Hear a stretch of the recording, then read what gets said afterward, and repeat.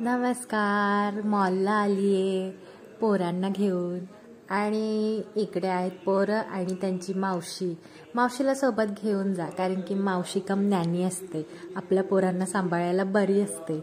आता आल्याप्रमाणे थोडीशी शायनिंग पण मारूया आणि शायनिंग मारून झाली की इकडे मागे पोरांनी धिंगाणा चालू केला. मॉल असो नाही तर काही असो, आपलं मस्ती सोडायची नाही.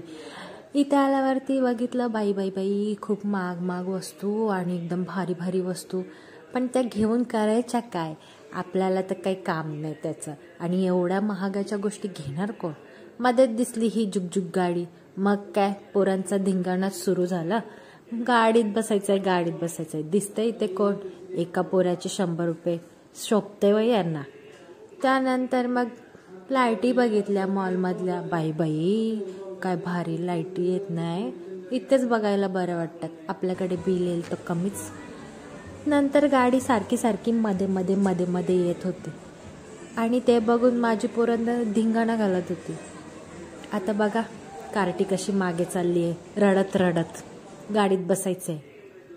हे बघा दिसायला लय भारी, पण काय कामाचं नाही. त्याच्यामुळे आपण पुढेच जाऊया. इथे दिसली बुट. स्वामिनीला बुट घालायला विसरूनच गेलो. इथे आल्यावरती बघितलं बुटांची प्राइस होती 500 रुपये. शोभते वय 500 रुपये, बारीक पोरांचे. मावशी म्हणते पोरांची ब्रँडेड घे. ब्रँडेड घेऊन काय करायचे? पायातच घालायचंय ना. इथे दिसले मासे, मस्त मासे होते. आहो म्हणतात इथे कडवाळे येते, शोचे मासे नाही. कडवाळे म्हणजे नदीला मिळतात. तुम्हाला माहिती आहेत का कोणते आहेत ते? कमेंटमध्ये नक्की कळवा.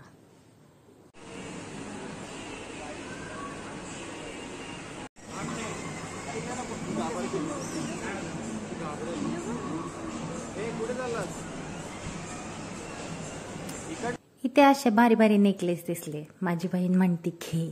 तिला काय माहिती किती किमतीचे आहेत ते.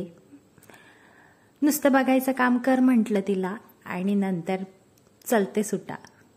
इथे बघा पोरांचा दंगा तसंच चालू आहे. तिला फिरायचंय सगळीकडे आणि नको तिथेच लाज काढत बसतात ही पोरं. असू देत, आता फिरायलाच आणलंय तर फिरणारच ना. कशाला उगाच don't go there, don't go here, कशाला नुसतंच फिरू दे. पण जास्तच मस्ती करायला लागले होते.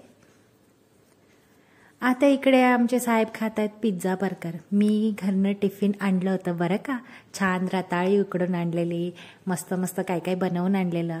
पण पोराला खायचं होतं पिझ्झा आणि बर्गर. आपली रताळी आपणच खा. मग मी आणलेली रताळी मीच खाल्ली, पोरांनी खाल्लं पिझ्झा बर्गर, मी सुद्धा खाल्लं थोडंसं म्हणा. नंतर आलो गेमिंग झोनमध्ये. इकडे आहे खूप सारे गेम आणि मुलांनी बघितल्या झाले वेडे पिशे. अद्वैत तर पळतच सुटला होता, त्याला शोधायला आम्हाला लागायचा इकडे तिकडे. आणि बघा नंतर बघायला गेलो पास, तर पासची किंमत ऐकून इतकं हसायलाही आलं आणि वेड्यागतही झालं. पासची किंमत होती 2100 रुपये. आता सांगा 2100 रुपयामध्ये नुसतं पोरांना हे छोटे गेम खेळायला द्यायचे, ते पण एकदा आणि दोनदा. त्यापेक्षा मग मुलांना छान बाहेरनं कपडे घेऊ, खेळणे घेऊ. 2100 रुपये म्हणजे जास्तच झाले ना. आणि पासमध्ये व्हरायटी सुद्धा होती. आता हेच बावले आपणच काढून घ्यायला पैसे लागतात आणि तेच बावले लवकर येतही नाही.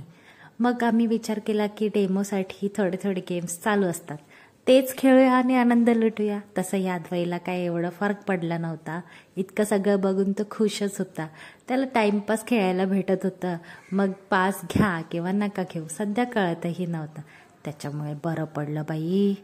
आणि छोटीला तर काही कळतच नाही. ती तर मस्त इकडे तिकडे बसली होती. आणि जॅकपॉट पण लागला थोडासा, म्हणजेच 2 राईड स्वामिनीला फ्री भेटल्या.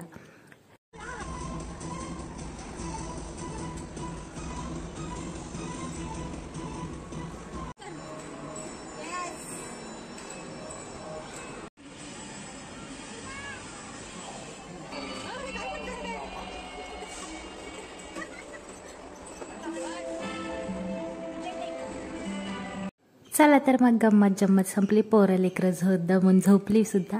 आता जातो घराला. बरं, लाईक करायला विसरू नका. लाईक करायला